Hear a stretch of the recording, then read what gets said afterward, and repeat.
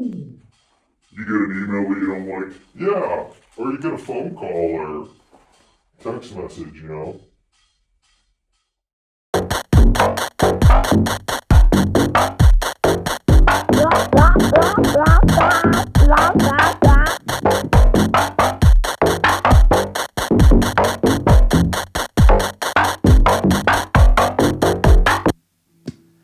Welcome to Rawk Radio, episode Radio 25, baby. 25. We are here. We are present in the present moment, under the vortex of some sort, some sort of fractal spiral of some sort in this. What time is it? I'm 7:25. Oh, the 13th. No wonder. What a number. Oh, 7. Yeah, that's why it's 13. feeling so lucky spooky. 7, lucky 13. And We're on the 13th none floor. only than the legendary James Marlon Magas joins us here on the 13th. I'm happy to be here. Did I say that right? You said it right. Cool. And I like that full name. I'm happy you're going with that for the going forward. You know, Yeah, it has it a was great shorter, ring but to I it. lengthened it. Yeah, it sounds really nice and powerful. You know, light, strong. Love it. Thank you. But yeah, man, I've been wanting to have you on the show since I started. You're definitely one of the first I've been people, wanting to be on the show since it started. Yeah, that I thought of when I thought of like, hey, I want to just sit down with friends and talk about songwriting and artists that I love, and you know, just want to break it down and also like just have a reason to like be in the same room and make something, you know, on the spot, and just like I'm also thrilled to have this dig it. opportunity to, Yeah, man. to talk with you about, you know, creative stuff Yeah. that matters. It's awesome, dude. It's so cool to just be outside of, you know, the Joes, too. Mm-hmm. Just in general. That's right. First time. So, this is the very first time. We've been So the talking very about first- hanging for a long time. Yes, and now of course, now we're here like we going- are, all we're business. hanging out. We're already all right, business. right into it. Co-host John is on a delay right now. He may or may not show up at some point, but that's okay. Johnny. Johnny. Where are you? But man, I don't even know where to start. There's so many things that I could want to dive into with you. You know, running into you from the get-go at the beginning, obviously, I went and searched Magas and found two or a few, you know, music on the Spotify and stuff. And, man, the last piece that Magas dropped was 2017, correct?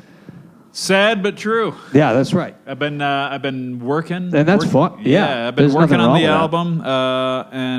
album, but the last thing I dropped was 2017. Yeah, and that was cool, man. Like those.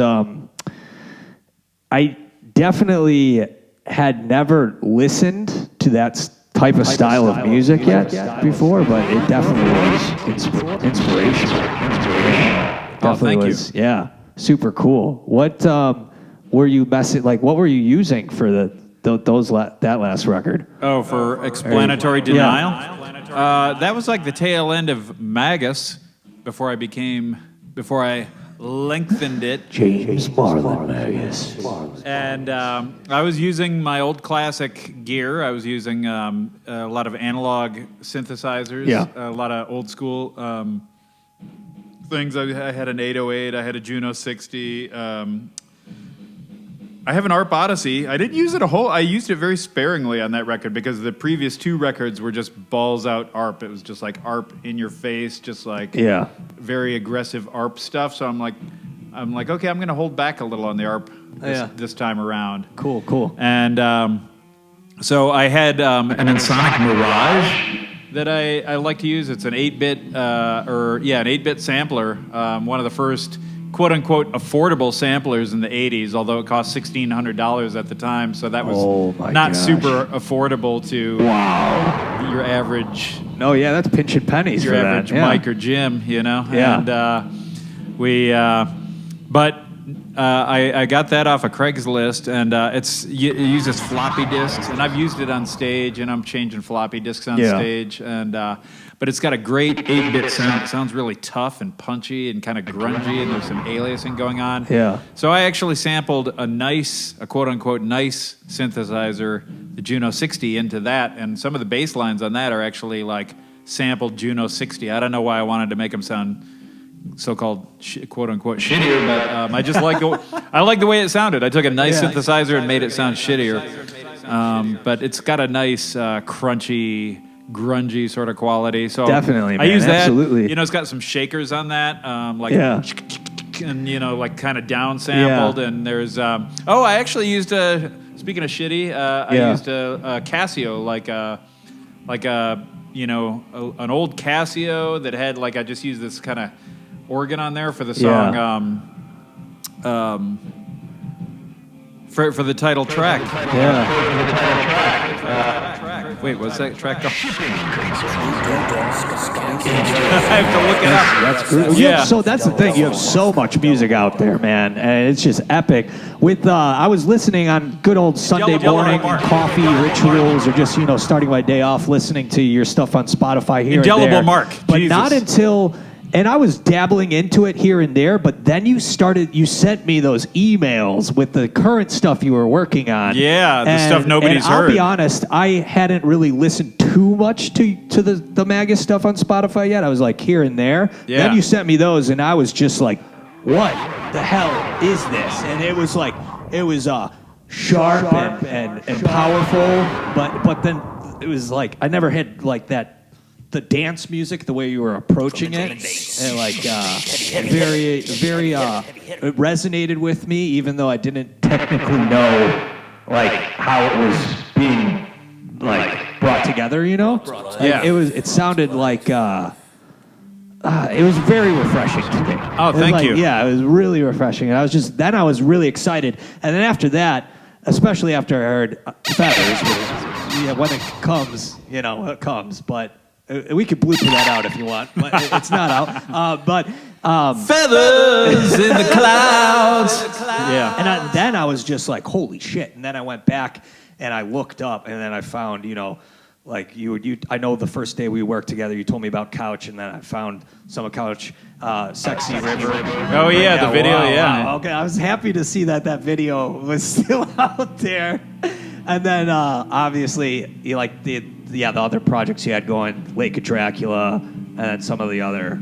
Many Moods of Marlon Magas. Yeah. And then I was just like, holy crap, this is a whole world I sucked into. And I'm not the most prolific artist, but I've been at it a long time. Yeah. Yeah. I very much appreciated what I was hearing. And I didn't even know where to start, because it was like there was so much goodies. Thanks, man. But the new stuff in the demos you sent me were just I was just ready to go. I was so excited, and I wanted to hang out and just be like, this would be super cool to just. I'm so chill. excited about and that we're finally stuff. doing this, but obviously COVID happened and the pandemic, and it was a little bit harder to get together. Yeah, we're sitting here hanging out without masks. I want to be safe. But so here we are finally. But thank you for bringing all that music out into the world. I appreciate that man. it's there. Thanks for listening. I mean, it's a privilege to be listened to, and and having you here. And this is great, man. This is a dream or come true. having me here. Thank you for having me here, and thank you for being here. Yeah. When did the idea of even writing a song come to your head? Well, when I was in 8th grade, I got a guitar. I wanted a guitar, and I was in the school library looking at music magazines, and I just got the idea of I was reading some guitar magazine, and I was looking at. Was it one of those metal ones with No, it was just regular ass guitar magazine. Okay. I remember reading an interview with somebody I'd never heard before, Al Di Meola, and I was like. Just read this long article with Al Di Meola, who I had no idea who he was or anything, and I was like, was he classical? No, he's what what is Al Di Meola? I read a lot about him, but I've not listened to him. I think he's like jazzy, kind of, he's jazzy, right? Listeners, can you, in the comments, tell me what the fuck Al Di Meola does. No, I think he's jazz. Like That's awesome. So like you a just jazzy kind you of. started reading it? And then I started looking at ads, and I saw like an ad for like the Morley Power Wah Fuzz, and I'm like, okay, that's what I need, the Morley Power Wah Fuzz. And even though I didn't know what that was, I mean, I figured it had wah wah. Was that your first pedal? Well, years later, it became my first pedal. I didn't get it right away. But I got in eighth grade, I got a guitar. Grade, you don't have $20, right? Just ready to go. Yeah, dude, this was like in '81 when the minimum wage was probably like a penny. Wow. So, I didn't have anything, and but my mom was kind enough to get me a guitar for Christmas for 8th grade, guitar and amp, from the Sears catalog. I think it was from Sears. That's so wild. Yeah. You used to be able to get a guitar from Sears. Right, an electric guitar. Well, I mean, I've seen electric. I've seen electric guitars at Target. Then that you could get a guitar there. Yeah. Yeah. So I think you could still get. You could probably get your vinyls and vinyl players at Target, right? Shout out to Sears. You can get records at Crate and Barrel now. So Crack and Barrel. Yeah. Yeah, you get him a Cracker Barrel, rocket ship. So get yourself a couple records and a knitting kit. Yeah, and some racist cheeses. There's nothing funny about that, though. So you're reading this magazine, and what happens? You ordered the guitar. I got the guitar, and then I just didn't really learn how to play it. I started messing around. I had like a fruitcake tin. Okay.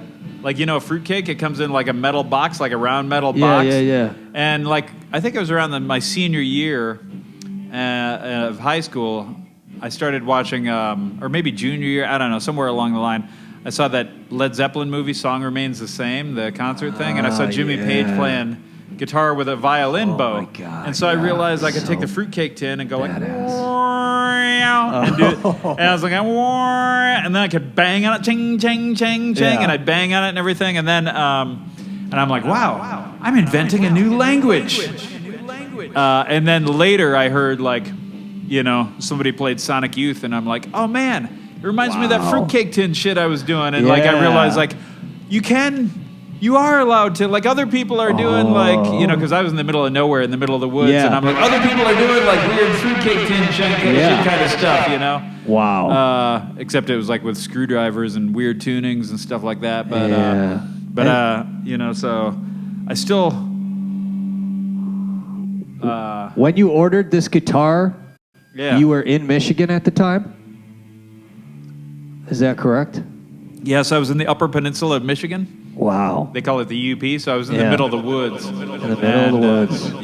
Like the woods on one side of me, Lake Superior on the other side of me. Do you remember the first day you got your guitar? Oh, yeah. Yeah.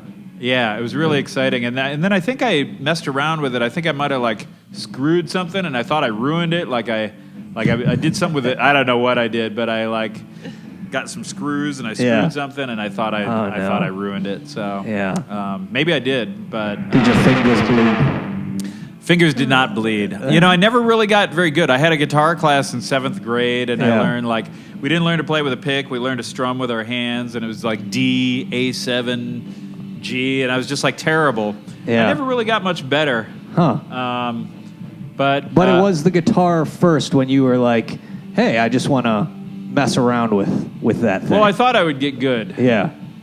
I didn't. I don't know if there is. But I got more. But I got more confidence in being bad in later years. I learned it was okay to be bad. Somebody once told me being bad is good and being good is bad. I don't know. Yeah. I don't know what to It's a fine line. It's all context. It's all context.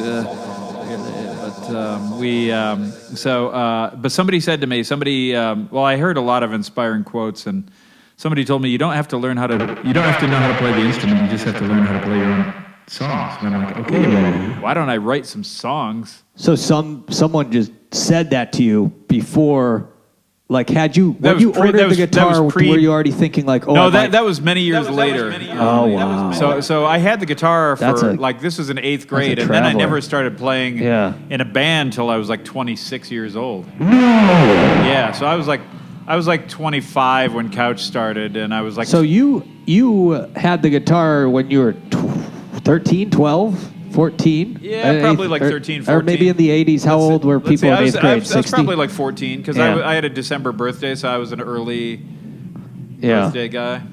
Nice. Yeah. And then, do you remember, did you have that guitar with you through the years? Like, Yeah. yeah. Yeah, I had it up until, and I have to apologize to my mom, but I had it till 1986 Oh, okay. when I sold it for $80 in a bag of weed. Yeah.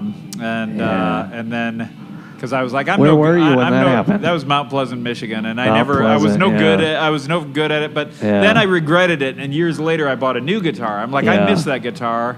Yeah. So I'm sorry, Mom. Did that bag of weed bring you anywhere you needed to be or needed to go at that moment in time? I don't think so. I mean, it was one of a few, and But it led to, I'm sure, some good ideas here and there. well, I think what that stuff did, like I think that sort of thing, just like like I don't want to recommend drugs to anyone because I think ultimately they're not. But in the beginning, I don't regret what I did, but I think what that helped me with in the beginning was just sort of breaking away from like a pack. Yeah. It helped me kind of formulate my own individual thoughts and mindset and path. Totally. I think it kind of helped me pull away from any sort of collective mindset and sort of individualize my mindset. Like I think that's how that helped me, and also totally. I think some creativity and sort of breaking away from established patterns of creativity. So I like it kind of gave me the confidence to I almost want to Just get up there, talk in right? iambic pentameter, Yeah, just along like with start that. singing We're, into that. we're in a studio, so that's somebody next door. This isn't music. Mike has. This is me and Jim recorded this last night. What you're listening to? Yeah, man, this is our new jam. But I think that's how. I think that I think that's how drugs help me. I think drugs hurt me in the fact that it really kind of like made it hard to focus on classes and getting a degree, and that could have helped me in life. Absolutely. It could have I could have been more perhaps career established in a more traditional sense at this age, but what happened, and we can't change the past. We can you can't. So it's only here and now. I don't regret it, but it was maybe I have a couple of regrets, but that's fine. It's who doesn't, man? yeah, right. Whew. So this person kind of hints towards maybe you should write a song, and Well, so I had wanted to so play you in. started- I wanted to play in bands and stuff like that, but I didn't really have the confidence Yeah. per se. Like there were people who played music, and then me, who was like more of like a spectator. Yeah. Like I thought, I could play at home, and maybe I could, but I never really. It was for me. There was a big leap, a big gulf between them and me. And in your early 20s, were you going to shows and stuff? Cool. Yeah, So yeah. you were already hanging around. I was just hanging to see- around. Yeah. I was hanging around. I was living with people who were playing in bands. Yeah. I was watching people play in bands. I sort of felt like, it was just like I could taste it. I wanted it, but I didn't really know how to make the leap. I didn't know enough. I would try to jam with people, and they'd say, "Hey, what key are you in?" I'd be like, "Key." Like, like what? Yeah. Okay, guys, this is in 3/4 time, and I'd be like,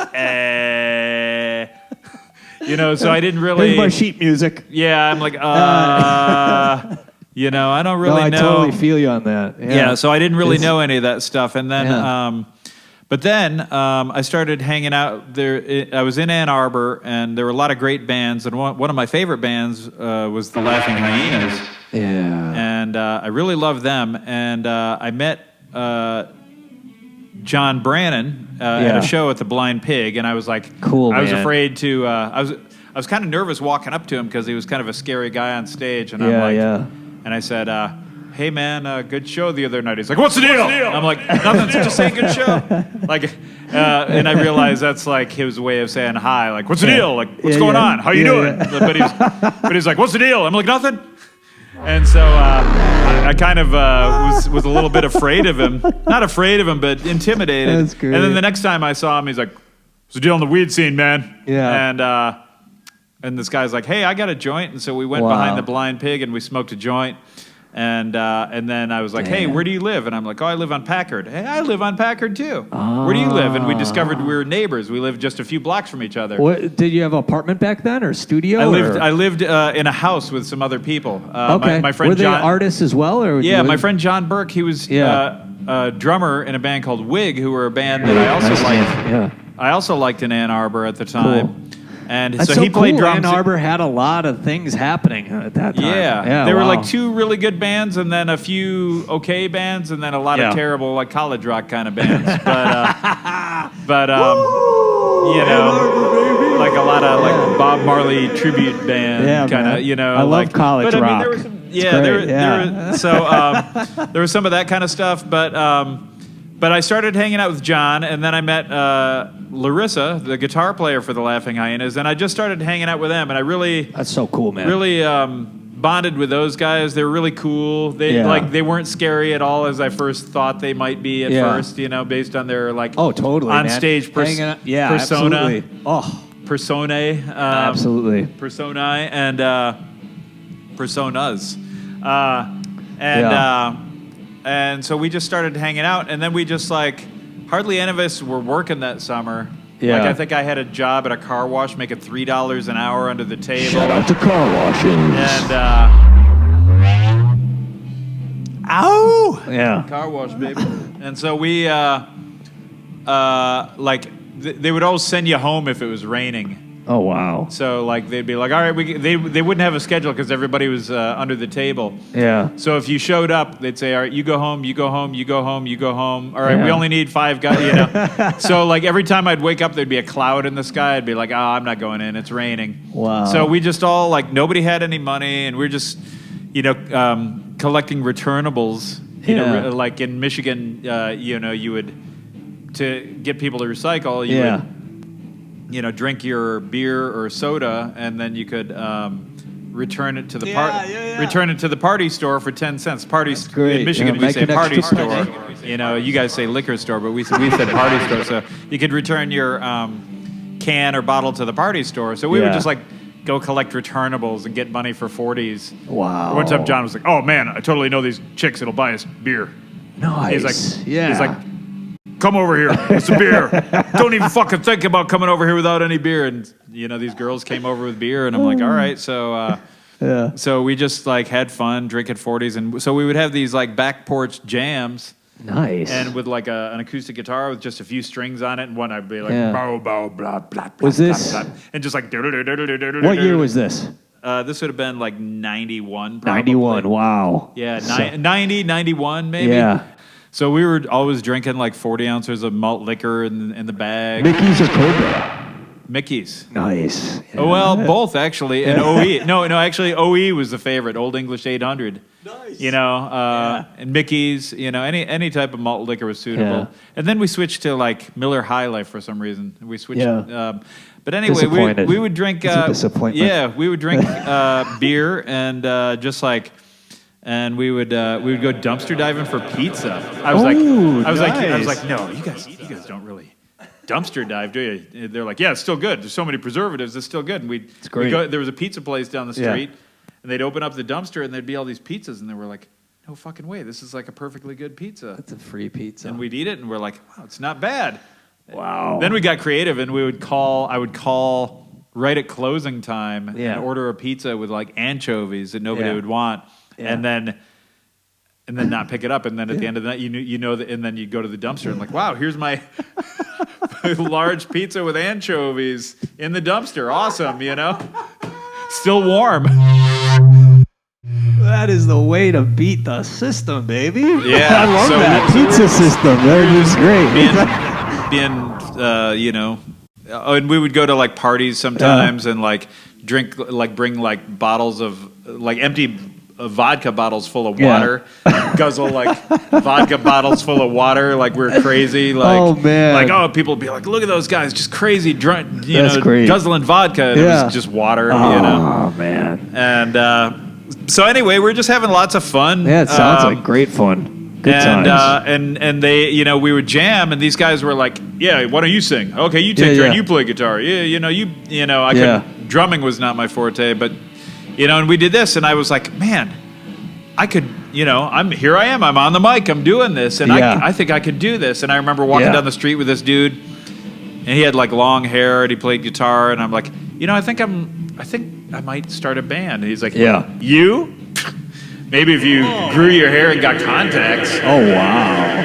So I was like, I'll show you. Ooh yeah. I'll show you. Yeah. So that made me even more determined. Somebody, I like that, Somebody laughed, you know, said, "Oh, you." Sometimes you need that disapproval to push you forward. You know? So it was always revenge, you know, like it was kind of like revenge on people who didn't think I was cool enough, you know. Even if it's not necessarily the most positive emotions, it still evoked you to push forward in a creative way, you know. Yeah, all my early creativity, I think, was like reverse energy creativity. It was like like bipolar polarity. It was like in the negative creativity, like sort of negative waveforms. The whole vibration and atmosphere itself was so different then, you know. Yeah, it was so different, you know. Yeah. Can only imagine, you know. At that point, was Pete Larson walking around? Was he at shows already? Going to shows? Yeah, I would see him. He was in a band called Wasim, and he had long hair and a goatee. Yeah. He had like a long pharaoh beard. He kind of looked like a goat. You know, that's awesome. Rocking the pharaoh beard. Yeah, and so he shout out to the pyramids. Woo. So he, I would see him around, but then. Things got a little, you know, with all the partying and whatnot, you know, it got a little out of control. Oh yeah. And I decided I decided to quit drinking and quit taking drugs. Yeah. And I did that, and then I started drinking lots of coffee. I was drinking like, oh yeah, shout out to Duncan, baby. I was doing quadruple espressos at the Espresso Royale and just like running around town like sober and intense and caffeined up and ready to go. Yeah, and I was like caffeine all day. And I got really interested and curious about I was listening to, I started buying records because all of a sudden like I had money, not a lot of money, mind you. Minimum wage at the time was $3.35 and my apartment was $400 a month, so there wasn't a lot of spare. Oh, whoa. I mean, that was a lot of money back then. It's I was like, wow, that's, you know, for somebody making $3.35 an hour. Yeah, absolutely. And damn. You know, if you multiply that now, like minimum wage is $15 an hour in Chicago, so if you multiply that times 5, that would be like having a $2,000 apartment now. Yeah. Making minimum wage, that'd be crazy. Wow. So that was like I could barely afford my apartment, but somehow I found a little money here and there to buy music, and I could barely pay rent. It was barely eating. I think I was like living on potato salad or something like that, you know. But I got really curious. I started getting into music, and I started listening to stuff like, you know, like John Zorn, Naked City, and stuff like that. And just, you know, and I would get curious about bands I saw in Forced Exposure. There was like Borbetto Magas and a band called Fat, and just like some really kind of interesting stuff. Yeah. And I started getting into noise, and I didn't know anybody into noise, and I bought some CDs. Did you first hear about it in magazines? Magazines. Wow. Yeah. Wow. So that's cool. Cool. I started that's a wormhole getting right curious about like I bought Violent Onsen Geisha, a CD, and I didn't know what that was. And then I bought Hanatarash 2, and I was like, holy shit, this is the most. This is this is beyond punk. I don't need to worry about what key I'm in, or chords or anything like that. I could do this. It doesn't even matter. You can just do what the fuck the you want? I highest, mean, I was already kind feeling of, I already just kind of had anything goes, right? At that anything point. goes. Yeah. Like I kind of had this Like- inkling, like more and more so, like it was just reinforcing, like even hanging out with like the Hyenas, like Larissa was kind of like, you know, you only need to know how to play your own songs. Yeah. But still, there was some knowledge.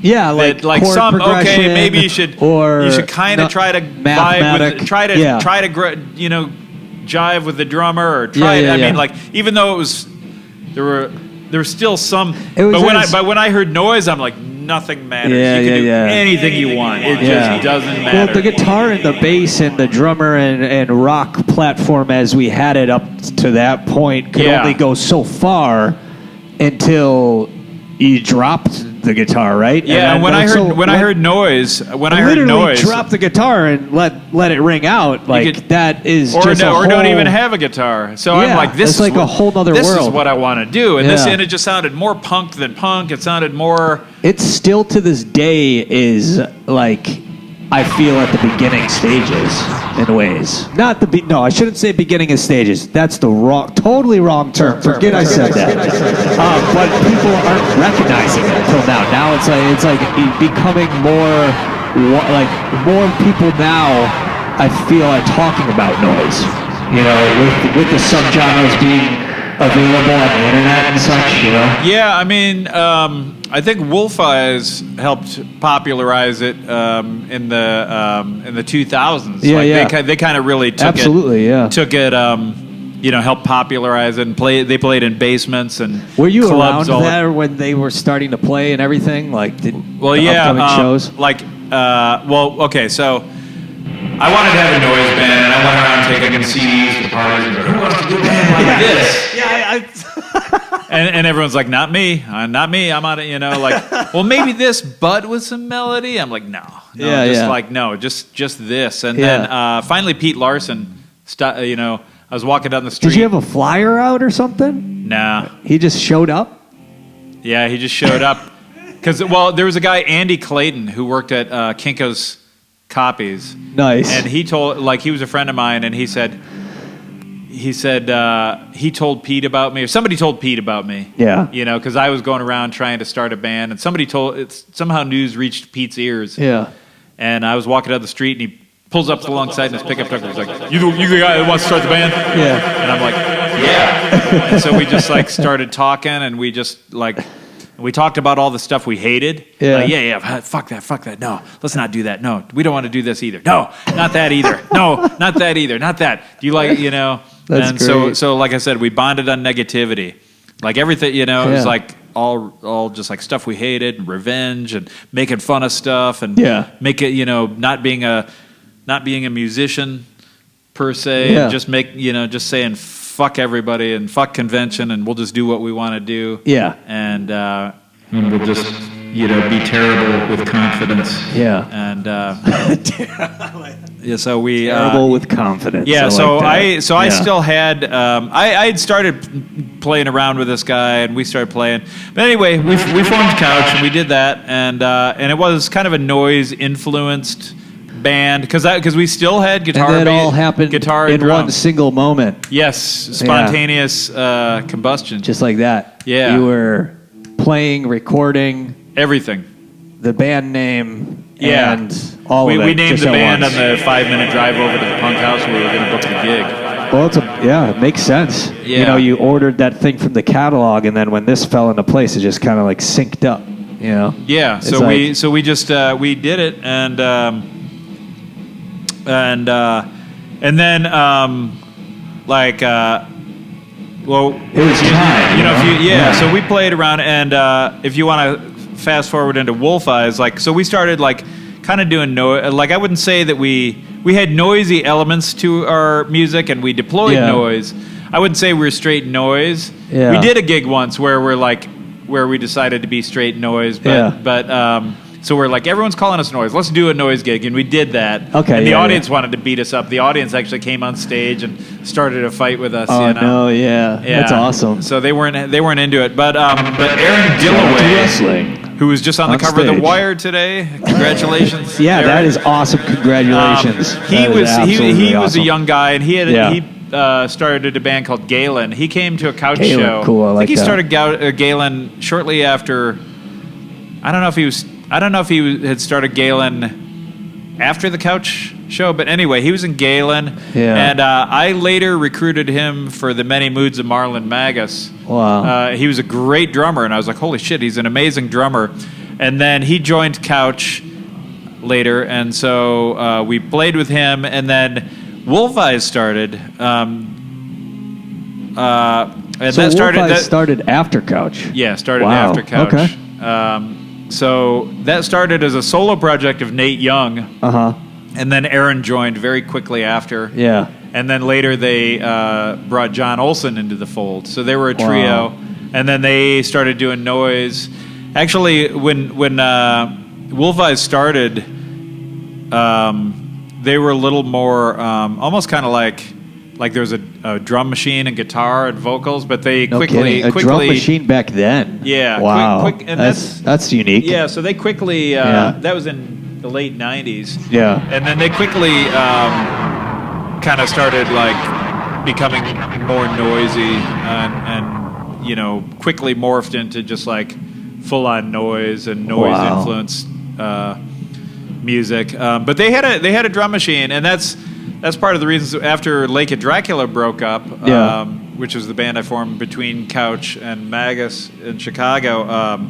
After Lake of Dracula broke up, I wanted to learn how to make beats, and so I had to call up Wolf Eyes. I'm like, what are you guys using? How do you wow. how do you do this? And and I call Quintron or Andrew WK, and I'd be like, how do you guys? Yeah. And they're all using like these Zoom drum machines. Yeah. I don't know if they were all using It's Zoom drum machines. what I find fascinating is it kind of feels like it may have taken you a moment to start songwriting, but as soon as you started messing around with the creative process, it sounds like you kind of weaved in and out of like these new ideas, Oh, yeah, like, yeah. which is very interesting. You know? Yeah, once the floodgates were open, Yeah. the creativity just didn't stop. Sometimes it takes a long time for someone to just even be like, oh, okay, well, I'm going to do this now, or try to even make that jump into something new. Well, it took me a that long they time to, don't, like I said, I was 20. I didn't have my first band until I was 26, and that was Couch. Yeah. And so like that, but with that, I mean, very quickly we, Pete wanted to have a label right off the bat. Right away. I'm like, a label? And he already had an Yeah. idea, and so he had the idea for the label and everything, and then I was like, okay, well, why don't you use this name? Yeah. And so we kind of started it together, but he kind of took over pretty quickly, and Yeah. Shout out to Pete. Is he still rocking? yeah, Pete's still rocking. He Nice. has Nice, a new has a great label now, Dago Ready Records, and Cool. Yeah, and he does some really great stuff. God, I can't remember the name of the instrument that he plays. Sorry, Pete, but it's like Yeah, this that's African. awesome. He spent some time in Kenya, and he plays this African no instrument. kidding. Wow. And I cannot. I'm sorry, Pete. I don't Yeah, remember yeah. the name of the instrument, but Yeah.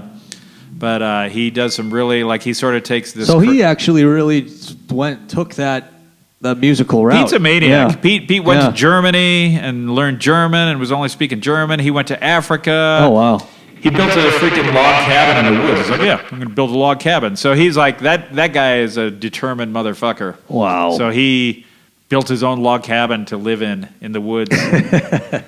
Built a log cabin. That is impressive. Yeah. That is something, yeah. So he's a maniac, and so he was like, "Yeah, we're going to start a record label." And I was like, "Oh, okay." Let's do it. Pete was the Why kind not? of guy who was like, "Yeah, we're just going to do this." And I'm like, Uh-huh. "Oh, no preparation, okay." Yeah. I definitely got a lot of inspiration from Pete for just not fucking around and not overthinking something, just doing it. Yeah. Action. Yeah. Action, not That's words. great. Yeah. Uh-huh. Like Wow. That's, So Pete, so anyway, so I learned how to, I learned about drum machines, and then I was like, okay, Zoom, okay. And then I started doing more research on the brand new internet. It's like, this is like 99, like or 98, 99. Windows. Yeah, and so I was Back. like learning about electronic music, and Yeah. I decided to get an MC 505, and that's how I started out. Wow. What made you decide to get that first out of anything? Just doing research on the new internet. I figured out that that's what I wanted to start with. I didn't know anything about it, but it looked like it had like a lot of parts. It had a drum machine in it. It was kind of like an all-in-one. And was that a basic box? Yeah, it was a groove box. Groove box. It had like it had like record, so you could write sequences on it. You could record, play. It had like different drum machines in it. It was all sample-based drum machines, synthesizers, and so I learned about like parts, how to program different parts, and how to construct a song by myself. Wow! And on that thing alone, you could already do that thing alone. So it was great, like showing up to the gig with that, Wow! And that's so cool. Yeah, so I learned how to write on that. And even that piece you could plug in to PA all my audio early gigs. stereo. Yeah, all my early gigs. My first record, I made a record with just that. That's incredible. Which record is that? That is Double-Sided Magas. Double-Sided That came out in Magas. 2000 on Danger de Nuit, Danger of the Nice. Night. So that was my first Vanity label. Wow. And I recorded it at 45 RPM. And I did not get it mastered. I thought, mastering's a ripoff. Why do I need anybody else to make it louder? It's already loud. Yeah. And unfortunately, that was a hard lesson. I was like, why is it so quiet? Yeah. Why does the needle vibrate out of the groove? Well, you didn't get it mastered. I'm like, but it was already loud. Yeah. A foolish mistake. Oh, yeah. Real Real quick spin-off, and then we'll come right back to that. Sure. I just want to say, your vocals on Lake of Dracula in general, so I love it. Impressive, thanks, man. dude. What? Oh man, is there any chance you'll ever do a Lake of Dracula show for fun, or? It's not out of the question. I don't see it happening just because of logistical things. As a matter of fact, Weasel and I talked about it. We actually had a little recording session, or not a recording session, but a little practice session where like, hey, you want to get together and jam? And so we played some of those old songs with my friend Mike Mazzola. And I'm your like, vocal style approach is so just no fucks given, and just an animal. Thanks, There's man. An animal out there. Thank you. And it's like it's a machine in itself. It's so free, man. It really is. Oh, thanks, man.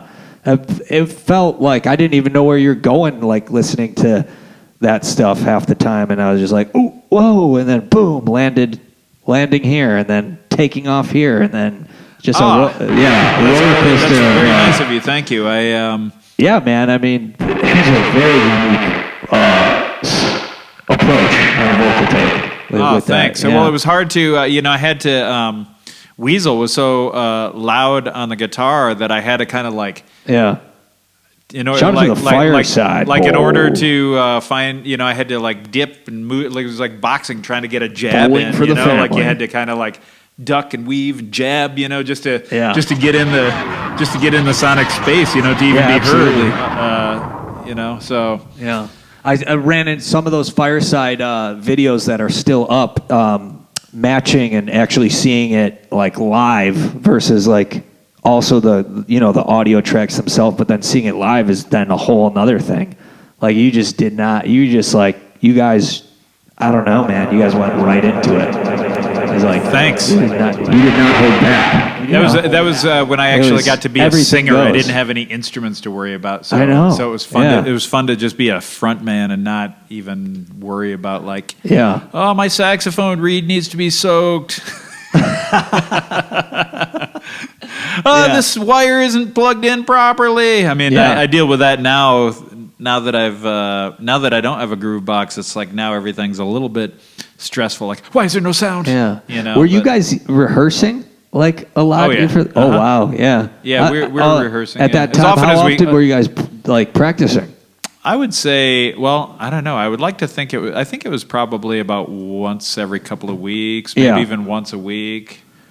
You Damn. know, I mean, I could have practiced. Every band that I've had, I've always wanted to rehearse more just to get better. Yeah. Absolutely. I think it was every couple of weeks or thereabouts. My brain isn't working all the time, but Violators Yeah. is one in particular I wanted to bring. Violators hiding in the viaducts. Violators cracking up the coconuts. I don't know, that song goes, man. It goes, man. Yeah. Coconut wine. What to buy? Oleo, rotten peaches second Did you hand. with some of that stuff? Did you kind of just go off on the mic and they would follow sometimes, or did you follow? Actually, some coconut of the wine. chugging guitar? Well, coconut wine. Well, okay, it's funny because Violators. We're in the studio one day and Weasel just went like it was kind of almost like he was kind of like absent-mindedly like just tapping the frets between. Yeah. I was like, whoa, dude, Yeah. what's that? And he's like, Yeah. He's like, what? I'm like, no. What you were just doing? He's like, oh, you mean going do. I'm like, do that, play that as a riff. And he's like, okay, do. And Heather just came, and we're like, yeah. It's like, do. So I remember that. That song smashes. And then, so like, so it was kind of like, whoa, what are you doing? Do that again. Yeah. And then Coconut Wine was, I got out of work later, and Weasel and Heather started without me. And I came into the studio and they had already had that written. Like I came in and I was like, holy shit, what the fuck is this you guys are doing? This sounds amazing. So Weasel and Heather just did that on their own when I wasn't even there. Okay. I have such a memory for this stuff. Like I remember, because well, for one thing, I was sober. You know, Yeah. Like because, like I said, I quit. You were sober during Lake of Dracula. Yeah, record? I was sober during Couch Many Moods, Lake of Dracula. Oh wow, dude, that's so impressive. Yeah, so I have a pretty good memory for. Well, actually, So I think we fascinating. all were. Yeah. No, I think Heather may have drank beer, but Weasel did not drink or take any drugs. You know, and so So I think Lake of Dracula was a pretty sober band. Ooh, click. Except for this We're still on the air. Oh shit. That is not good. Radio Dipole. Hold on 1 second. Check. Okay, hang on there. Okay. Do a little test.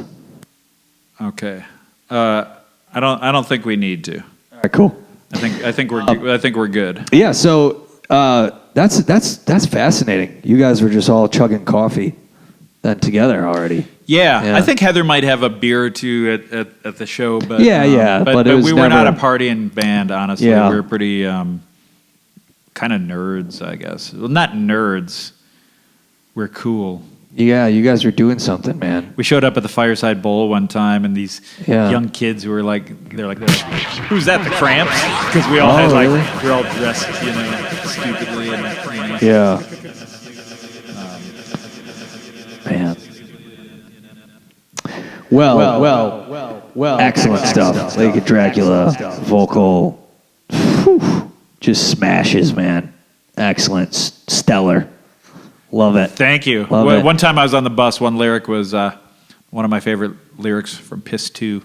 I can't see just what is what in this steam.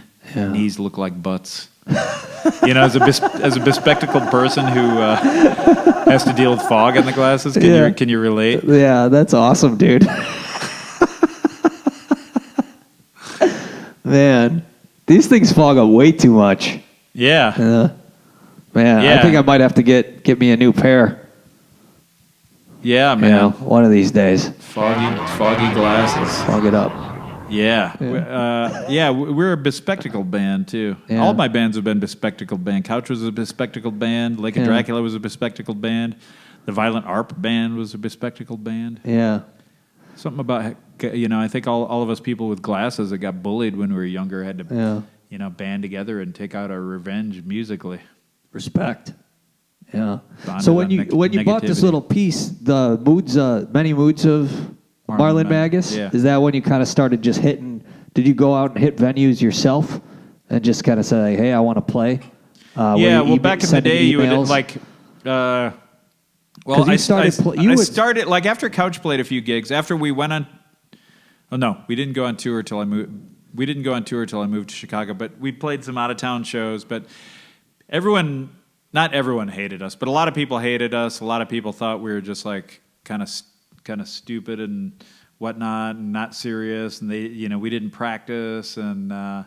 What a pity! What and a pity. all this Shame kind on of stuff. And so, but once we had a record, people are like, "Whoa, these guys have a record out! Whoa, these guys got an out of town show! Whoa, these guys did this! Whoa, these guys are doing it!" Like, so people are like, "Oh, okay, they actually mean this. They're not just like they actually mean this." And so I think we started like getting taken Earning respect. a little more taken a little more seriously. That's cool, man. At any point, did you ever feel like... And then we could call up venues. But you used to have to send out tapes, demo tapes to venues. Yeah, but there's times where you would play yourself, correct? Like when did the... That when was you as, would that only was as, show that up. was as Magas. Just Magas. Just Okay, Magas, so yeah. you didn't go one man on the stage until Till Magas. Yeah. Okay. Yep. I see. Cool. Yeah. And Then like- I started going solo. And you're just Going like, solo. were you playing anything that would come up, or did you kind of... Was it more about focusing on the record the first and show? Well, the first show that I played was I opened for To Live and Shave in L.A., who was a friend of mine, Tom Smith. Yeah. We played at a place called Six Odom, which was like sort of a Polish recreational center. My friend Yeah. Michael Culligan, who was in the band Math, ran that, so we played there. Uh-huh. And then Twig Harper from Nautical Almanac and I set up a show at the Congress Theater in Okay. 1999. That was our second show. Yeah. And then I made a demo. Was it a tape? Yeah, I don't think I was burning CDs yet. Maybe it was a CD, but I sent a demo tape to the Empty Bottle.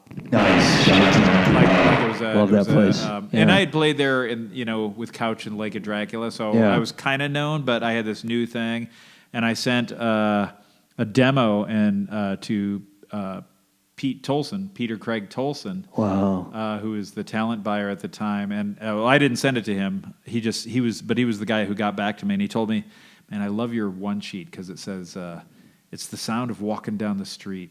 It's the sound of walking down the hall." And that's like, like I didn't instead of saying, "Here's a 4-piece, craft Yeah. blood," I was just like, I just had like this weird verbiage, and I guess it was a little different than some of the stuff he was getting. And he said he based on the strength of, partially based on the strength of my one sheet.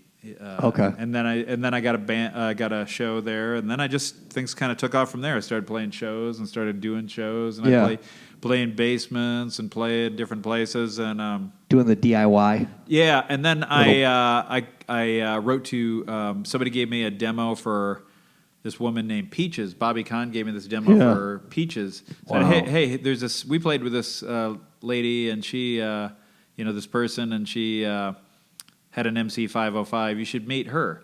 Here's her demo, and I heard it, and I'm like, holy shit, this is amazing.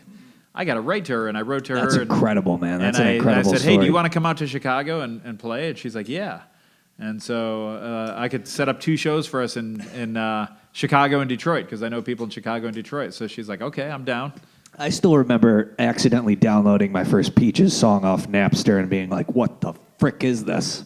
Yeah. So aggressive. Yeah. It was like that song "Fuck the Pain Away" was on the was on that first demo. Yeah. And I heard that, and I'm like, this is some special shit. Yeah, absolutely. So I set up a couple of shows. Her first couple of shows in North America. Those 2 shows were, or not North America because she played in Canada, but in the United States, right? Yeah. That's so cool, man. Yeah. That's groovy. So then she would come back and she would have me open for her, and she returned the favor. I don't know if I did her a favor, but badass. she was like, there was a little slap back. Yeah, that's awesome. And so we started playing some shows together, and I don't know, things just started kind of taking off. I started getting shows, and and then I did a record for Ersatz Audio, which was Adult's label, and then that definitely opened a few doors for me because they were a very prestigious label at the time, and I was totally humbled and flattered that they would invite me to record for their label. So that really kicked open a lot of doors. That's so because they cool. had a reputation, so that really kind of helped put me on the map. Yeah.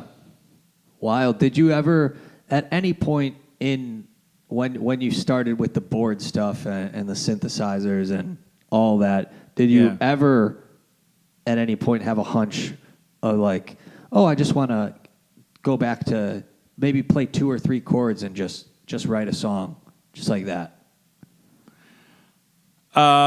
Yeah, I mean, I still have that urge Every now and now then. because Just sometimes, strip it like, a little bit. because I love the sound palette and I love this sort of thing. But like, actually, just recently, as a matter of fact, I was watching these Dr. Feelgood videos on YouTube, and I saw the documentary Oil City Confidential. I've been a Dr. Feelgood fan. Well, my dad tried to introduce them to me in high school. Oh, wow. And but I heard like the stuff after Wilco Johnson, so I wasn't really super impressed. He was the guitarist. Mm-hmm. But then I was in a van with the band Sightings, who were friends of mine. Okay. And they played the song, and I'm like, what the hell is this? It was She Does It Right by Dr. Feelgood. And they're like, Dr. Feelgood, man. And I'm like, Wow. oh, man, this doesn't sound like the stuff my dad played for me. And, you know, and I was like, this is amazing. And I became obsessed. And then recently, I kind of went through another, you know, I love them, and I every now and then go through periods where all I want to listen to is Dr. Feelgood. Yeah. Not to be confused with the Motley Crue album, of course. I'm talking about the British band. So watching Wilco Johnson play his Fender Telecaster, I'm like, oh, man. Yeah. I just want to like get a fucking Telecaster and do that. And then I picked up my roommate's guitar, and I was still terrible. And I'm like, okay, like I just want instant grat. I don't want to put the time in. I don't have the time. I'm too old to put the time in. But maybe, you know, I tried playing. There's no way that this isn't more time consuming than the other, because this looks like a whole lot of work. It is. A whole maybe, and it looks like a little overtime. If I'm going to be quite honest, it is. Like but I do have. That's I like do getting have your the, doctorates. I definitely have the urge to simplify things. You know. No, yeah, absolutely. And when I had in 2010 or so, a couple of my coworkers at Reckless, they were friends. They kind of ganged up on me and said, "Hey, man!" Like one of them was like, "Hey, have you ever think about playing this stuff with a live band?" Yeah. And you know, my friend Eli Caterer said this, and I was like, yeah, you know, Matt asked me that the other day. He's like, I know, we've been talking. So they ambushed me with this idea to start a band. And Matt was a great bass player, and Eli was a great guitarist. Yeah.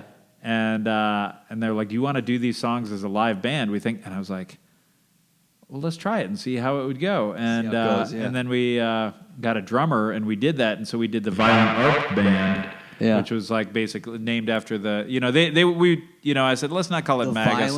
The Violent Arp Band? Yeah, because I had a record called Violent Arp Band. Yeah, I had a record called Violent Arp. Ooh. And I was like, I don't want to just call it Magas because that's a little too me, you know, but they wanted to, like, they wanted me to be the band leader, and, you know, and you know, they said, we want you to tell us what to do. And I was like, okay. And what was the first song you guys wrote? Well, we didn't write a song. We transposed Magas songs from the record. So it was like, so it was a live band version of the Magas song. So I didn't have to do all this. I could just sing and you guys just took those songs and turned them into rock. But you would play under a different name. Yeah. You know, and I have toyed with the idea of doing that again as Magas, like have it be like a rock band. Well, you know, James Marlon Magas, you know, maybe the James Marlon Magas band. I mean, I love playing all this, and on a PA, this shit can sound really crazy. But there is a part of me also that, you know, doesn't want to stress about like, oh, is this not plugged in? Did that get unplugged? Oh, I have to reset everything. It's stressful, you know. No, absolutely. It's stressful. Totally. You know, when you're like in Europe and like, oh my God, I don't have the right chord. Yeah. You know, like I'm missing my chord that connects this to that, and like we have to go to a music store. Oh, but they're all closed on Sunday. Ah, shit. You know, it's like really stressful. You know, whereas with a guitar, everybody's got a guitar string. Everybody's Exactly. got a guitar cable. Yeah. So there is a part of me that kind of like wants to just sing and be a front man and, Yeah. you know, and Because, the guitar only has so many frets and, the 6 strings. I mean, this is like knobs, chords, different pieces, different plugins. It's a whole nother world. It's a world I haven't even dove into, quite honestly, quite yet. It's just, it almost looks a lot more time consuming than the old scary guitar. to look at on its face. But each one, like this looks like a giant thing, but each one is a little module, and you sort of like understand them, learn to understand them. Shout out 3 different pieces. What are 3 different pieces that you like on this? Here is the Verbose complex oscillator. This has got 2 oscillators on it, voltage controlled oscillators. So, both of them will make sound like an oscillator makes, and then you can shape that. You can shape that sound with a pitch, or timbre. Basically the pitch and the sound, and you can also use one oscillator to control the frequency. You could hit a note if you want to. Feel free. Okay, Nice. So this is the oscillator. Oh wow! Yeah. Nice So here's one oscillator, and then I can use frequency modulation. Yeah.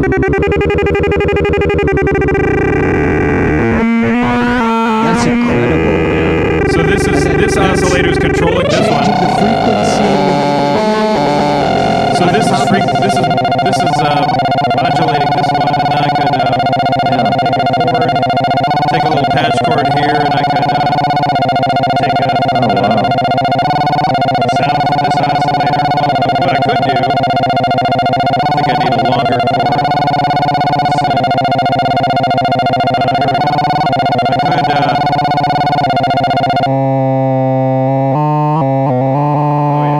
So the presets on that other board is now mixing. So this is the sound from this oscillator. So they're synced. Ooh, that gets so low. Right. Or here's a square wave. Wow. And then a sawtooth wave. So I could take this. So I could take this sound here, and then here's the other oscillator. So this is 2 oscillators. So I could take the sound of the first oscillator. I unplugged it, and then I could actually plug that into the other oscillator to.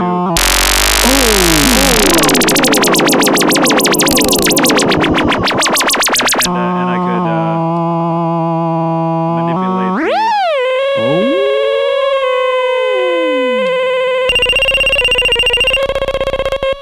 Wow.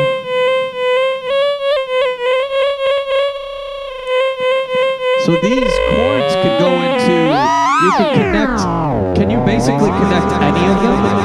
Yeah, that's the beauty of this stuff. You can, you can plug many of these, you can plug many of these things into other things.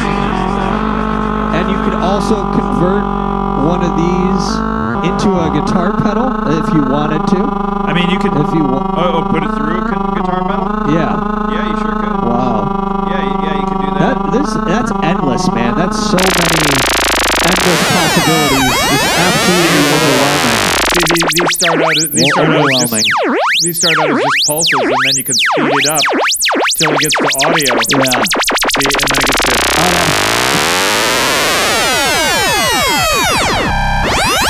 I don't know where to start. I would get way too lost. I'm already lost. I'm already confused.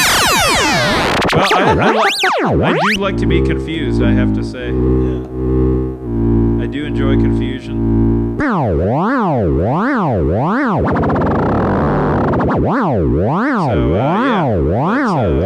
That's incredible. That main one, how many different pieces? Was that just 2?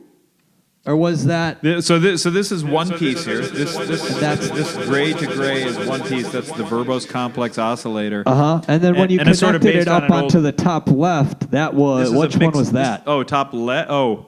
Sorry, top right. That's a mixer. So then you... Okay. Yeah, so this is just basically like a mixer like you have over here. Okay, yeah. But it's in the Eurorack case. And so if you look at it, it's just... Although it looks complicated, it's just a mixer, but it's tiny. And you plug, you just plug, you have channel 1, channel 2, channel 3, channel 4, and, faders for the volume. That's so cool. And so it looks like a complicated piece of gear, but it's just a mixer. Yeah. And here's your headphone out, main out. And, Q out. And then over here is a little compressor. That's super, man. There's a little that's compressor. So sick. So you said shout out 2 pieces. So that's there's a mixer and an oscillator. Yeah. And over here's a filter. Okay. This is a piece I really love. This stereo dipole filter. Okay. So it's got 2 filters, and you can when we jam later, you'll be able to hear like the stereo modulation. So basically, you can take the sound of an oscillator, something that generates a tone, and then you can like filter it so it's like like a wah wah. Wah wah pedal's like a form of a filter because it's subtractive. So you're taking the sound and subtracting from it. Could you put voice messages on that thing? Yeah. Oh wow. Oh, you could do. You could run anything. You could do anything. That. So anything that has audio. As a matter of fact, this thing over here is. I don't know if there's anything stored internally in this right now, but let me see. So technically, even on the Micro Freak, you would be able to put it through a MIDI. Put it through. I mean, are those technically MIDI chords? No, these are not MIDI. These are control voltage. So basically, MIDI was something that was developed by Dave Smith in the 80s. Yeah. That allowed one machine to talk to another one. So you could send messages. You could send and receive messages from one synth to another. It doesn't transmit audio. Audio does not go through it, but it'll allow one machine to talk to another and allow one machine to tell another what to do. And this works somewhat the same way, but this uses electricity. So all this stuff is voltage. All this stuff is voltage, and so this goes back to like the 60s, maybe even earlier, the 50s, So basically all these things are just sending electronic impulses. Yeah. So basically, like, if I were to turn this on, I'm not going to turn it on now because everything is hooked, it's going to get everything going, but that's going to send electrical impulses from one thing to another. So that is absolutely fascinating, man. So all these that is a beautiful world. All these little patch points. You just get lost, absolutely lost in there. I love to be confused. And so it just started off with a few things, obviously, and it just grew and grew and grew. Yeah, it started out with I was honestly intimidated by this. I mean, I think most people are honestly when they start out. I had some background with synthesizers, in the 2000s, and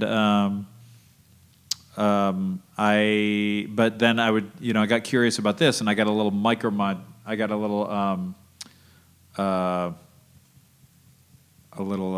what do you call it? Semi-modular synth. Yeah. The Make Noise Zero Coast, and then I got the Dreadbox Nix. Both of those were semi-modular synthesizers.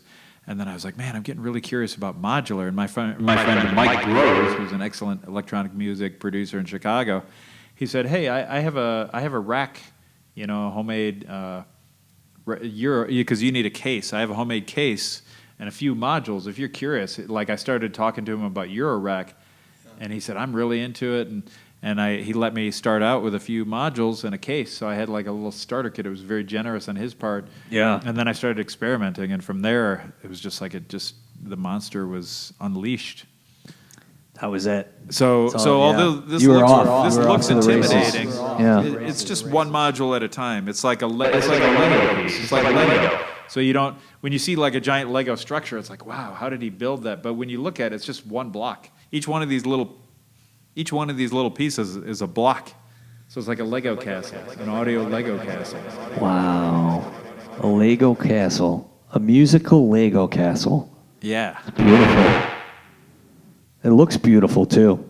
Yeah, I might it say. looks crazy. I mean, like Yeah. if you looked at this, you'd just be like, "There's no way. I don't understand that." And you just, I Yeah. mean, I think a lot of people are intimidated, and I was. Yeah. But once you start getting into it, and I certainly don't understand everything. I get confused all the time. Yeah. But that's what I like about it. It's just like you don't, oh, break time's over. Yeah.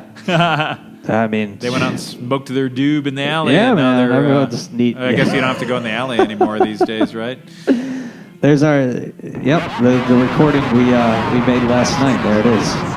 Putting it on in the background of the AM radio back there this again. this is Mike and I. This is our song entitled Dumpster Pizza Yeah, Time. dumpster pizzas and horseradish, horse canals. Horse Canal. Yeah. This is our band Horse Canal.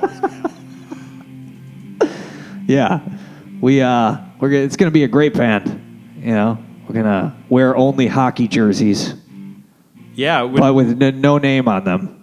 right. The hockey jerseys with untitled hockey jerseys with untitled numbers, and never thought of before symbols and patterns that we only Super polar we only patterns. draw out with Sharpie. Shout out to Sharpie. Thanks for sponsoring us. It's the only thing we use on our freshly made new jerseys. Only the finest of cloth. We'll get actually. Our jerseys are going to be silk. They're going to be made with silk. Thanks to Tom. Thanks to Tom and Alan from Sharpie for putting us on tonight. Big shout out. We're going to get some silk cloth, and we're going to draw these never before seen symbols with our Sharpie markers. Have you talked to Tom about getting those extra wides that we asked for? And we're going to do everything under a dark light, a black light. It's Yeah, man. It's going to be called Horse Canal, and it's that's coming in 2031. Yeah. Yeah. We have the First, we need to find enough silk clothing and cloth. It's going to take a while. we have to. And they're creating all the Sharpies we need. We're about to play the title track from Horse Canal, entitled Horse Canal, coming up in a minute, aren't we? It's going to be great. So anyhow, so you're rolling. You started the gym shows and then the Magas shows, and you're hitting the scene. You're just you're going for it. And what's the last show you did play as Magas? My friend, it's been a long time. Yeah, 2017. Okay. So right around that. Somebody said to me one time, "Hey man, you still playing out?" And I'm like, "Yeah." Yeah. Well, yeah. Am I? Well, what is time? What is it? Yeah, time It's like- keeps on slipping into the future, and It's true, man. time slapped into 2021 here. Yeah. Time slap. What do you even remember? Was it Hideout, Empty Bottle, Cole's Bar? Empty Bottle. Okay. So that was the last Yeah, it session. was Empty Bottle. It was. Yeah. I played with Cube and Hog. It was Hog, Cube, That's super cool. and Magas. Hog was a cool And obviously, you broke away or had a little break with the intention of creating a new record. Yeah. Correct. Yeah. Oh, yeah. Like now From Magas, present day. Yeah. In 2016, I went on tour with Joan of Arc. Oh hell yeah! Shout out to Joan of Arc. I love that band. Yeah, great people. I love cool those guys. stuff. I love those Really guys cool too. stuff. They're broken up now, so they all have their separate bands. But, R.I.P. But yeah, they're all great people. Had a ton of fun with them. Yeah. And I was very appreciative that they took me on the road with them. Yeah. So. Break time or is it Where not? was I going? I forgot. We were talking about Joan of Arc. That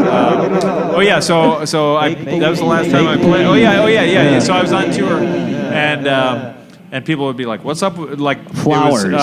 We had a new president in office, and we hit the road right around the time he was inaugurated. And everybody was saying, "What's up with this Magas band?" I'd see people like outside, like, "What's up with this Magas?" And people would be like, "Bro, sorry about your name." Dude, sorry about that name. And I'd be like, "Man," like how am I gonna fight this? How am I gonna get my name back? And I'm like, well, I decided it was time for reinvention anyway, so I decided to be James Marlon Magas. I like it. That's where I am now. James And also, Marlon I had Magas. sold a lot of my old gear to try to try something new because I was having a taste for some of the modular stuff, and B, because I saw it as I wanted to shrink my imprint because I was sort of like changing my living situation and couldn't have all these giant keyboards and so so I decided with the gear change and with the whole brand identity confusion, I decided that it was time to be James Marlon Magas. Cool. So that's what I'm doing hey, now. like I said at the very beginning of the episode, it's a great name. It's beautiful. I like the ring to it. Thanks, man. It's my birth name. I'm excited to see that up on the on whatever you call those things that they put above the cars on the streets. With the marquee, that's what they call it. The marquee, I want to, up on the marquee. Yeah, we'll see where it ends up. Or a neon sign would do too. Or even a good old flyer, man. It's the last time I've seen a good flyer. It's been Maybe a minute. one of these days you'll see the 3D laser logo, like, in some auditorium. It'll be like James Marlon Magas, That's cool. And then like the drum rise will come up, and we just don't know. We don't know. We don't know where the because future is going. We don't know. Actually, I could be playing in basements. I could be playing in arenas. We just don't know. How do you feel? Obviously 2020 was an experience for everyone. How do you feel about playing live, like by yourself, like performing live inside, virtually? Ready to go. Virtually. Like a virtual concert. I haven't done it. I never did it. I was gonna do it for a friend, my friend Melvin Oliphant Tracks. Virtual performances. I was gonna do it, and I just wasn't ready. Going live, as they say. I wasn't ready, and I'm still not ready to play live yet, but I will be when the time comes. Right now, I'm just working on my album, and then I'm writing the songs, and then I'll figure out how to play them process live. And focusing on the music, focusing on what matters, and kind of just piecing it together. It's a beautiful thing. Yeah, the album's about half done now. That's what's more important, anyhow. Yeah, so now the other half's coming in, and then I'll play live, and I'm ready to do it. The actual creation is definitely more important, and the song matter, the density is more important than sometimes than the performance. Yeah, and then when you start touring, it's I do endless. write with an audience in mind, even if it's to confound audience expectations or to punish the audience or to make them frustrated. That's cool. Or to like rock them or whatever. I'm always thinking about the audience. That's awesome. Yeah. Even if it's to even if I just wanted to like go out and like tap a pencil on a table, I'm still going to think how's the audience. What's the audience for this new one?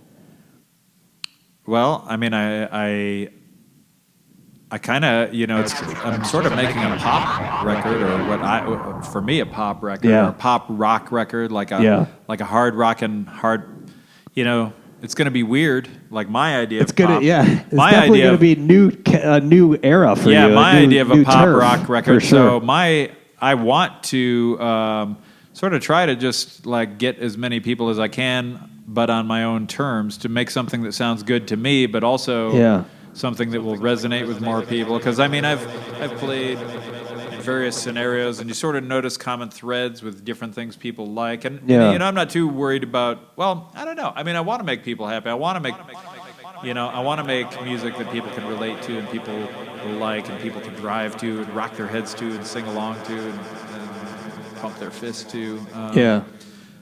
Good anthms. But I can't. They have to be taste. the way that I want to do Respectfully. them. I can't. I have never been able to. Yeah. So that's what I want to do, and just make some like bangers. Some hits. Bangers, baby. Yeah, bangers. Yeah, that's awesome. Bag it up. Bag it up. Shout out to Tavi.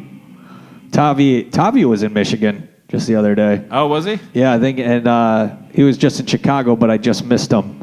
But he would have loved to meet you. Oh, yeah. Tavi's a fan. So we will. The Bag Boys. Bag it up, Tavi. Bagging it up in New York City. Been secured. He's in New York City. If you're next time you're out there, maybe ring him up. But yeah, he's been traveling and making a lot of beats and music and producing, and he's been busy. So Cool. But dude, I'm so happy. Thank you so much for coming on the show. Thank you so much for breaking all like some of this down for me and even diving into songwriting or what got you started. It's just very, very cool. Very cool story. Oh, thank you, man. I appreciate you taking the time to ask me these questions. Absolutely, and man. Having the interest in And inviting me here. Yeah, I'm so excited. We're finally hanging out here Yeah. at Rawk Radio, episode 25. Hanging out in public. Thanks everyone for tuning in. Around about this time, we like to break away and get lost, get created, just kind of go out there in the orbit. We don't know what's going to happen. Yeah, let's improvise some horse canal. Yeah, exactly. Shout out to Horse Canal 2031. Time We love slap. you. Thank you for tuning us in. What is time? Who knows? Time slap. Will we ever know? And yeah, thank you so much, Jim.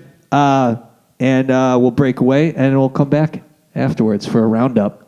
All right. Thank you, everyone. Peace.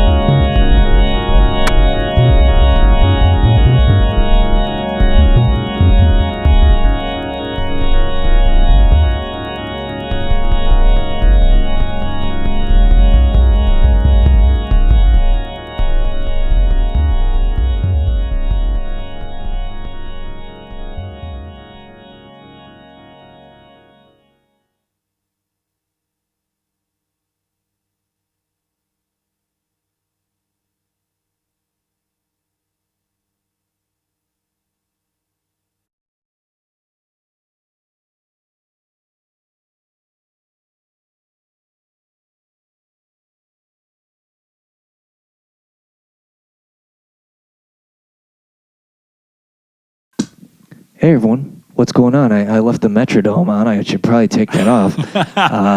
But bear with if me you here. keep it on, we can say the rest of can our things stay in time. We beat. can Woo, we can talk in iambic pentameter as long as we want. Kind of like that good old rhythm we just had going on. That was groovy, man. Yeah, that was a lot of fun. Yeah. That was What really you even title that? Horse Canal. Horse or is it Time I Slap? think we have to now. Or Time Slap. I like that. Time Slap. Time Slap, baby. This is Rawk Radio episode 25, and we are coming back to y'all with the Rawk Radio Roundup. We're here on this fine Tuesday late night with none only than James Marlon Magas, the wizard himself. That's right, ladies Along and with the gentlemen. wizard Michael P. Russell, Couch. our host. Lake of Dracula, and many more. Many also moods. as Magus, and the Many Moods. Now working, as he stated on the beginning of this episode, his new LP or soundtrack. My name is James Marlon Magas, but you can call me Magas. Hell yeah. But you call me James. Jimmy, baby. Thank you so much again for coming on, and we Thank just you had for having me on. a very fun jam session. Thank you That for was- bearing with that was my very fun. my rookiness on the no rookie. on the keyboard everyone, here. everyone learns new things. Oh, you were great, man. There's yeah, thank you, man. there's That was an You honor were to natural. jam. You're a pro, Yeah, super cool. master improviser. Yeah, that was we had some hot mega mics going on. That was fun. Hot mic. Get the hot mic flowing. So, here we are now. What's the future of James Marlon Magas look like for the rest of the summer and this the rest of this year? Well, for the rest of the summer, I'm going to keep for the rest of I'm going to keep working on my album. It's going to take as long as it takes. Oh yeah. I like that, man. That you take the it'll be done when it's done. That's I like that style. Well, sometimes a deadline is good. I've worked under deadlines, but right now it'll be done when it's done. I keep adding, it is what it is. It'll be done when it's done, but I hope to, right now there's a lot of backups at the pressing plants right now, and nobody could tour in 2021 anyway, or 2020, 2021, so everything's kind of backed up. Totally. Stopped up. So, I'm just sort of trusting the universe to tell me what to do. And that universe is saying, take your time, bro. Get that thing done. We'll get it done when it's time. And I feel like I'm working in accordance with nature. Taking, I think that the timing is just what it is. And I'm working on... Time is a weird thing, man. Time Slap. Time Slap, the title of our new piece. We just slapped together. Yeah, As some would in say. time. In time sequence. Or out of time sequence. Who cares? In Still time. slapped it together. In time for bed. Yeah. What's your bedtime usually these days? My Do you bedtime. have a different bedtime in the summer versus the winter? Well, I'm striving for an early to bed, early to rise kind of thing. I like to that, try yeah. to get up at, my ideal bedtime, my ideal wake up time would be 4 or 5 a.m. and get the things done out of the way. However, you're talking about bedtime, man. Give me the yawns. Give me the yawns. But I have been kind of slacking a little bit. I've been kind of staying up a little later, sleeping in a little later. But I'm trying to get back to that early wake up time. In bed by 9, up by 5. Cool. Or even 8 and 4. But it hasn't been working out that way. I guess I'm kind of a night owl. Night owl, staying up till 10 p.m. It sounds like you kind of like the both worlds a little bit. I like to burn the candle at both ends, Yeah, but then the I candle, like that, yeah. But then the candle's hurting the next day. It's kind of melted and wax drippings, Yeah. kind of soft. There's nothing like those early morning birds, but then, it's good to see Sasquatch. You don't want to at be a midnight. soft candle. And you can't do witchcraft unless it's 3 a.m., so, you got to be wise with what I time love that quote by Quincy Jones in that documentary where he's talking about the The muse comes at nighttime. Oh, yeah. And if you're not ready for him, he'll show you down the street to Henry Mancini's house. Ain't that the truth? So I don't want that muse to go down to Bo Wander's house. I gotta be ready for her. Man. A creative mistress. Speaking of the witching hour, Midwitch, is that what's going to be this next piece? Will that be released under Midwitch? MW011. Yeah, man, James fantastic. Marlon Magas, self-titled. That's great, man. You thinking about doing tapes or just You know, strictly I think some just, wax? I think maybe, just record possible and wax? digital, but you know, I wouldn't rule out tapes. Yeah. You know, it's I'm not ruling out anything. I'm not ruling out, film. What about T-shirts? Yeah, T-shirts. You know, I mean, T-shirts.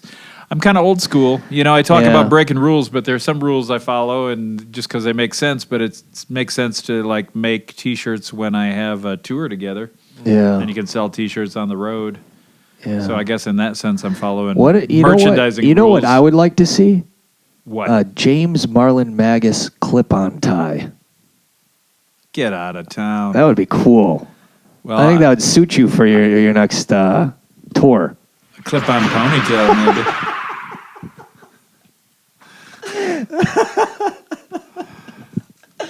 That's awesome. You know, for when I hit the stage, man, you got to have that clip-on ponytail. Yeah, are you thinking a stage aesthetic yet, or are you just gonna wait for when that time and place comes? First record, then stage. And I've always been a kind of no frills stage kind of guy, but maybe I need to think about that. Yeah. You know, I've always been a kind of a down to basics kind of guy, but those 3D lasers. I will say, seeing your live performance, the ones that are available, on streaming online, it looks like very theatrical. You really bring the energy to the stage. I bring the energy. I bring. That comes from me. Comes from my body. Yeah. So, but in terms of adornment, I feel like I've always got my hands so full with gear. Oh yeah. And I don't really have a support. Since it's just me, I don't really have a crew to help put that shit together. So I'm always worried about wires and wrapping up wires and putting things together and stuff like that. So. But you never know. You never know. We don't know what this thing could turn into. Maybe it's gonna be like semis, and one semi just full of lasers and lights. Yeah, maybe a couple motorbikes. Yeah. Sidecars. Yeah, Halford style. Carousel. Yeah. We don't know what the future could bring, so I'm not ruling anything out. That's awesome, man. Maybe the violin players will be in a car, and the drummer. Maybe there'll be a U-Haul trailer full of drums. Yeah, that's great. We don't know. I mean, I have thought, man, would it be nice if there were a violin player on one side of the stage and a violin player on the other side of the stage with stereo, just kind of, That's a really cool idea. Don't anybody steal that. Can we bleep that? We can bleep that out. Player. What you just heard was another front of Time Slap. Yeah. Thanks everyone for tuning in. But yeah, that was so fun. It was fun to create that with you. It was fun to create that with you too. Yeah, man. What's your go-to when you're about to create a song? Where do you start? Sometimes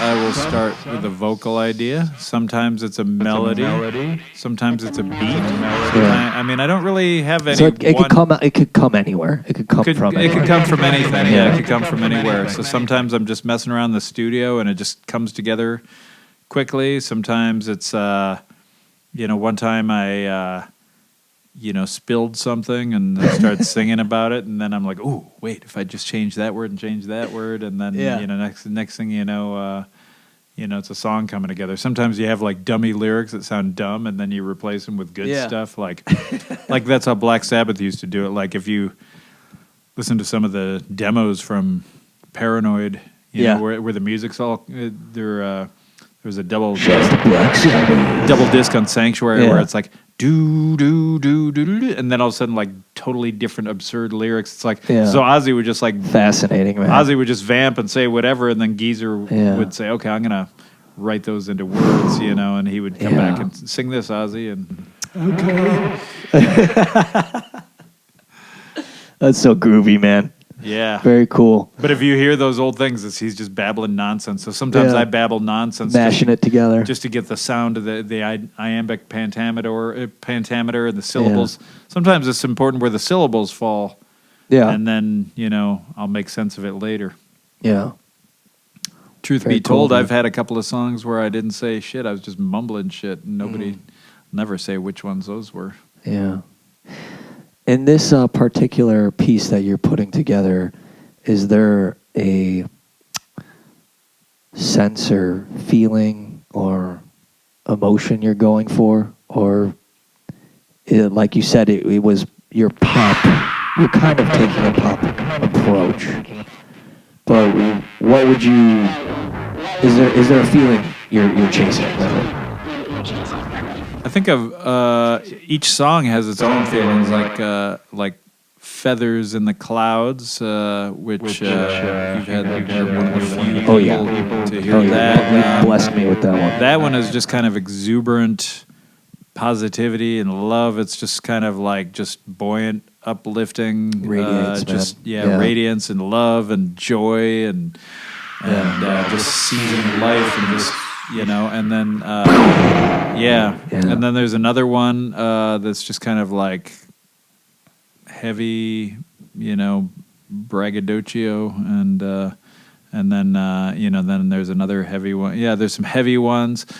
There's one that's just like heavy, like almost like sometimes you can sing about like something depressing, but then when you're like getting it out, it feels also triumphant because even though it's like a negative feeling, it's like the blues, it's just like, you're just like doom metal, it's all about doom, but it's like fist in the air. Like nobody's going to a doom metal show and like crying and they're they're going and their songs are just about like bleakness, but it kind of it's like a double negative, turns into a positive thing. Do you find the act of creating a song therapeutic in any way? Or is it more like a dance? Like the Macarena? It can sometimes be therapeutic. I've written some instrumental stuff that's brought me to tears before. Like there was one song where I was actually like, oh man, I'm going to sound so emo when I say this, but I was like, oh man, this melody, like, the chord changes were actually bringing tears to my eyes. And so like, was that therapeutic? I don't know if it was therapeutic, but like, and sometimes the act of writing a song, I'll get super into it and forget to, I'll like kneel in front of the computer for a second, and 3 hours later, I'm like, why am I just kneeling here? Yeah. I forgot to eat, forgot to pee, forgot to drink water, forgot to, forgot to sit in the chair. Yeah, I just get in man. the zone. So I don't know if it's therapeutic as much as damaging. It could be both, right? Again, burning the candle at both sides. It could be both, but somebody once said, I hate writing, but I like the act of having written. Like sometimes it's pure unbridled joy. Yeah. Sometimes it's a chore. Sometimes. And why do you do it? I feel like I don't have any choice. It's like my life's mission. I don't have any choice. I have to do it. Yeah, man. And and you never know what's around the corner. And and just the joy. I do love. Like, it is therapeutic when I'm in the zone and rocking, and just the feeling like when I'm on stage, sometimes I feel like supernatural, like I'm controlling the elements, like crowd control. Like I just feel like almost more than human in a way. Like I'm transcending, like you're reaching an extra level my of limitations. Programming. Yeah. I'm like I'm not just Jim. Yeah. I'm just like something else. And for me, that feeling is therapeutic. Like to feel almost like a higher mission. When you're caught in the, when you're caught like like playing live and the music and the power, and it's like a high like nothing else. When you're in in the moment and you're just like surfing on this wave of sound and just cruising. I mean, even, like when we were working Cruising. just now, we're just like Slapping. kind of like like in the zone, and we're creating, and it's like we're not thinking about. I mean, I'm not thinking about like, oh, how many units is this going to sell, or like, oh shit, I gotta. Some people think like that, though. I gotta do that administrative paperwork tomorrow, and like I'm kind of lost in the moment. So to derive joy from something so pure, and music is a language too. Like sometimes there's things you can say melodically that you can't say in words, and it brings a feeling like absolutely. And there's like a beauty in music that is. It's like another language that comes out of you, because you have your words to express like thoughts, but then there's like subconscious feelings that sometimes melody, sometimes rhythm, sometimes even like noise or whatever. It's like a feeling that is beyond words, and beyond even coherent thoughts sometimes. Yeah. Because I mean, without thinking like, oh, I'm going to change to this sound now, or I'm gonna, sometimes it just happens organically, and sometimes music surprises you, like sometimes it almost feels like something's working through you, and you're just a conduit, and I think that is almost like being in touch with like a higher power, or like a force, or a subconscious, or the universe, or it's kind of like your ego's out of the way, and yourself is out of the way. And you're just sort of like letting something pass through you. So getting back to your original question, I do think music is therapeutic, because I think it's good to be in touch with that feeling, that just sort of like removing oneself, and just letting whatever it is happen. Beautiful, man. Beautiful stuff. Thank you so much again for coming on to the show and breaking that down for us. I appreciate you having me. Thank you so much. Thank you, everyone, for tuning in. Thanks for listening. Thanks for staying awake with Rawk Radio episode Michael 25. Go check out Magas today, and there's going to be a new record. It's going to come when it comes. Time when it. Watch out for that time slap. Peace. Good night, everyone.